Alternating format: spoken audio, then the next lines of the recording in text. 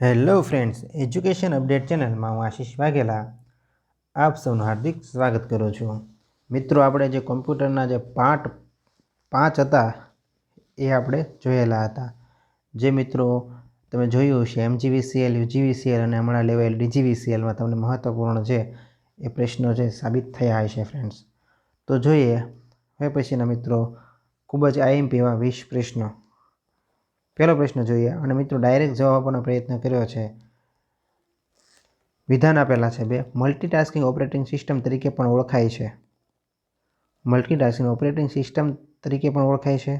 વિધાન બી છે એક નેટવર્ક ઓપરેટિંગ સિસ્ટમ દરેક વપરાશકર્તાને ટાઈમ શેરિંગવાળા CPUનો એક નાનો ભાગ પ્રદાન કરવા માટે CPU શેડ્યુલિંગ અને મલ્ટી પ્રોગ્રામિંગની વિભાવનાનો ઉપયોગ કરે છે. તો મિત્રો આની અંદર વિધાન એ છે એ સાચું છે અને વિધાન બી છે કેવું છે? ખોટું છે ફ્રેન્ડ્સ. વિધાન બી છે તદ્દન ખોટું છે. મલ્ટીટાસ્કિંગ ઓપરેટિંગ સિસ્ટમ તરીકે પણ ઓળખાય છે. મલ્ટીટાસ્કિંગ છે મિત્રો એ ઓપરેટિંગ સિસ્ટમ તરીકે પણ ઓળખાય છે. એ વિધાન સાચું છે. વિધાન બી છે એ કેવું છે? ખોટું છે. નીચેનામાંથી કયું નેટવર્ક નોડ બ્રિજને વ્યાખ્યાયિત કરે છે? તો કયું નેટવર્ક છે એ નોડ બ્રિજને વ્યાખ્યાયિત કરે છે? ડાયરેક્ટ જવાબ જોઈએ. એક એકલ નેટવર્ક બનાવવા માટે OSI મોડેલના ડેટા લિંક લેયર પર બે નેટવર્ક સેગમેન્ટ્સ વચ્ચે ટ્રાફિકને કનેક્ટ કરે છે અને ફિલ્ટર કરે છે. મિત્રો આવો એનો જવાબ બને છે. આવો જવાબ ખાસ યાદ રાખવાનો છે. ત્રીજો પ્રશ્ન જોઈએ. કમ્પ્યુટર પ્રોગ્રામિંગ ભાષાઓ વિશે નીચેનામાંથી કયું સાચું છે?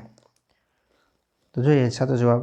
જાવા એ એક સામાન્ય હેતુસભર પ્રોગ્રામિંગ ભાષા છે જે વર્ગ આધારિત, હેતુલક્ષી અને શક્ય તેટલી ઓછી અમલીકરણ નિર્ભરતાઓ માટે રચાયેલી છે. એનો જવાબ બનશે. ચોથો પ્રશ્ન. બ્રાઉઝર અને વિક્રેતા વચ્ચે નીચેનામાંથી કઈ જોડી યોગ્ય છે? તો બ્રાઉઝર અને વિક્રેતા વચ્ચેની જોડી જોઈએ તો જોડી બી અને ડી છે એ બંને છે મિત્રો યોગ્ય છે. જોઈએ સફારી તો એપલ છે મિત્રો, એપલનું બ્રાઉઝર કયું છે? સફારી છે. અને માઇક્રોસોફ્ટનું છે ઇન્ટરનલ એક્સપ્લોરર. જ્યારે મિત્રો ઓપેરાનું ક્રોમ છે બંને કેવા છે? ખોટા છે. પાંચમો પ્રશ્ન. એક પ્રણાલીનું એપ્લિકેશન સ્તર જે માહિતી મોકલે છે તે બીજી પ્રણાલીના એપ્લિકેશન સ્તર દ્વારા વાંચવા યોગ્ય હોય એ નીચે આપેલામાંથી કયું સ્તર સુનિશ્ચિત કરે છે? જો જરૂરી હોય તો આ સ્તર કોઈ એક સમાન ફોર્મેટનો ઉપયોગ કરીને બહુવિધ ડેટા ફોર્મેટ વચ્ચે અનુવાદ કરવામાં સમર્થ થઈ શકે છે મિત્રો. તો જવાબ બને છે મિત્રો પ્રસ્તુતિ સ્તર. કેવું છે મિત્રો? પ્રસ્તુતિ સ્તર છે મિત્રો એ આને અનુકૂળ જવાબ બને છે. છઠ્ઠો પ્રશ્ન જોઈએ. જ્યારે કોષ્ટક કોઈ એક પૃષ્ઠથી વધુ ફેલાયેલું હોય ત્યારે કોષ્ટકની પ્રથમ પંક્તિ તરીકે આપમેળે પુનરાવર્તિત કરવા માટે કયા વિકલ્પનો ઉપયોગ કરી શકાય છે મિત્રો? તો રિપીટ રોસ હેડર. કયો આવશે મિત્રો? રિપીટ રોસ હેડરનો ઉપયોગ કરી શકાય છે. સાતો પ્રશ્ન. નીચેનામાંથી ટેરાબાઇટ કયું છે? નીચેનામાંથી ટેરાબાઇટ છે તો ઉપરના તમામ છે ટેરાબાઇટ છે. 1024 પાવર 4, 1024 ગીગાબાઇટ્સ, 2 પાવર 40 આ બધા છે ટેરાબાઇટના ઉદાહરણો છે. આઠમો પ્રશ્ન. નીચેનામાંથી કયું ઓપરેટિંગ ઉપકરણ પ્રથમ અને બીજી પેઢી સાથે સંબંધિત નથી? તો સ્પાર્ક છે એ પ્રથમ અને બીજી પેઢી સાથે સંબંધિત નથી ફ્રેન્ડ્સ. ખાસ યાદ રાખજો. એના પછી ફ્રેન્ડ્સ નવમો પ્રશ્ન જોઈએ. ઓપરેટિંગ પ્રણાલીમાં બેચ પ્રોસેસિંગ તકનીકનો ફાયદો નીચેનામાંથી કયો છે? તો ઓપરેટિંગ પ્રણાલીમાં બેચ પ્રોસેસિંગ તકનીકનો ફાયદો જવાબ જોઈએ. બેચ પ્રોસેસિંગ એ ઓપરેટરના મોટાભાગના કાર્યને કમ્પ્યુટર પર લઈ લે છે. બેચ પ્રોસેસિંગ એ ઓપરેટરના મોટાભાગના કાર્યને કમ્પ્યુટર પર લઈ લે છે. દસમો પ્રશ્ન. પસંદ કરેલા સંલગ્ન કોષોની વિષયવસ્તુને એક જ કોષની અંદર સંયોજિત કરવા માટે લેઆઉટમાંથી કયો વિકલ્પ તમને સહાય કરે છે મિત્રો? તો એ છે મર્જ સેલ. પસંદ કરેલા સંલગ્ન કોષોની વિષયવસ્તુને એક જ કોષની અંદર સંયોજિત કરવા માટે મર્જ સેલ લેઆઉટ છે મિત્રો એ સહાય કરે છે. 11મો પ્રશ્ન. શિક્ષકો અને તેમના અનુરૂપ પૃષ્ઠ સંખ્યાઓની સૂચિ નીચેનામાંથી કોણ બનાવે છે? તે બનાવે છે ટેબલ ઓફ કન્ટેન્ટ્સ. કોણ બનાવે છે? Table of contents. 12મો પ્રશ્ન. નીચેનામાંથી સ્ટાર ટોપોલોજીના ફાયદા કયા છે? તો મિત્રો જોઈએ જવાબ જોઈએ ખાસ. એક નોડની નિષ્ફળતા નેટવર્કને અસર કરતી નથી. મુશ્કેલી નિવારણ સરળ છે કારણ કે કેન્દ્રીય નોડમાંથી ખામીયુક્ત નોડ તરત જ શોધી શકાય છે. 13વો પ્રશ્ન, MS ઓફિસમાં રિબનને ન્યૂનતમ કરવા માટે વપરાતી શોર્ટકટ કઈ છે?